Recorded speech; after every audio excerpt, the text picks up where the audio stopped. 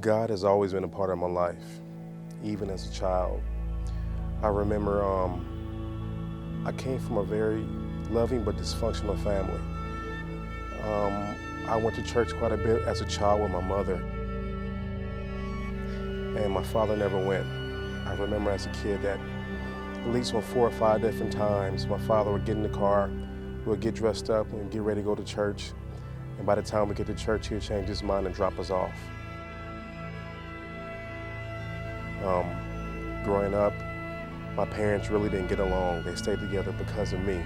So that really played a bad part in my growing up. They got divorced when I was 13 when we moved here to Kansas. And so I decided to stay with my dad, which was a very, very drastic decision, a very important decision in my life.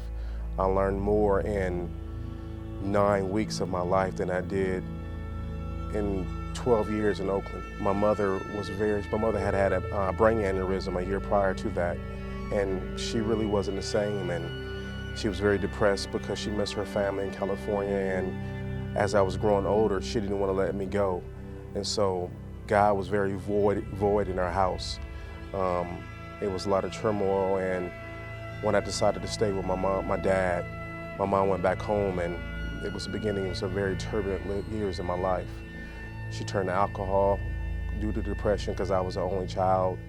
And for a time being, my father actually thought about killing my mother.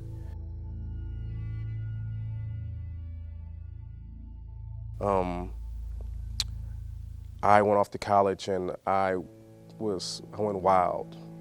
I was very depressed because I came from a huge family on my mother's side, even though I'm my only child.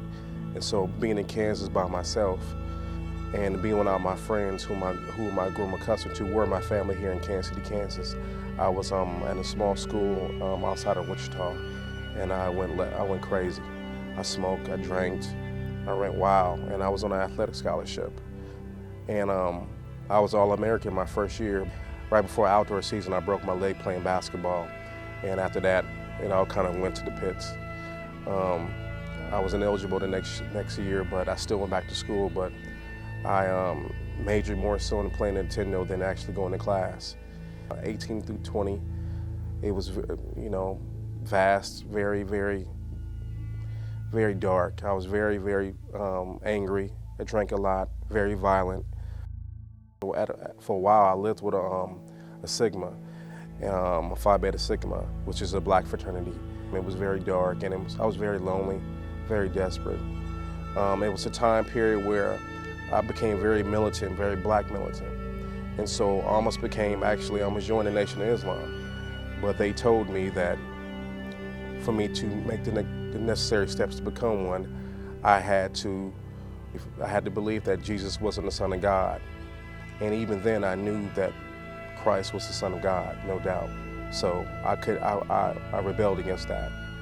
Now, I didn't take the necessary steps to further those beliefs, but it was like stepping stones. As I continued to grow older, for years I abused alcohol. I was a womanizer, a whoremonger. I dogged a lot of women. I was always insecure. I was never satisfied. There was never a balance in my life. It was always an imbalance. Even when I met my wife, we met under the right circumstances, and things happened, and we broke up, and we ended up getting back together, and I realized that no one had ever treated me like Antoinette did, and I loved her for it. So we got married, and so before we had our first son, I was a womanizer big time, and I still abused alcohol. I still abused marijuana, and for years it was just a roller coaster. I was never ever happy. I mean, I loved my wife, I loved my son, but I wasn't happy with myself. I felt I was a failure. I acted out of anger a lot and did a lot of stupid and crazy things. It was always a roller coaster with my wife and I. And after 5 years of marriage and 2 sons, we actually divorced. I left her. and I ended up moving in with a younger woman. And unfortunately, you know, while I lived a life of pleasure, and I was able to drink and smoke and do what I wanted to do, and I thought I would be happy by being with this woman and do what I wanted to do from a physical standpoint, I still wasn't happy. So we ended up getting back together, you know, remarried, and I still wasn't happy, really. I wasn't happy with myself. So I continued to abuse alcohol and marijuana for years. I ran into a friend of mine named Morris Letcher. And Morris, whom I used to party with, whom I knew in high school, you know, 10 years prior, he was a drinker just like I was. Now Morris was a minister. God sent this man in my life, and him and his wife came and prayed with us. Morris, he introduced God to me, but you know, the privy of the world was just too strong. And so I ended up falling back. I had been told about Praise Chapel by a person I worked with. So on Super Bowl Sunday, we came here. So when we come there tonight, that's probably the first time and the only time I've ever walked into a sanctuary of God high, because I was nervous, I didn't know anyone. And I smoked before I came. And that night, God spoke to me. He asked me, "Aren't you tired?" And within seconds, you know, God asked me a question. I had to be honest. I said yes. So he asked me, "Son, what are you going to do? What do you want to do?" So I got up, crying like a baby.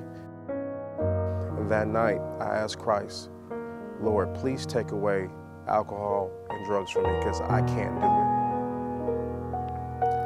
That night, just started the rest of my life. I haven't been the same. I haven't drank, I haven't smoked since.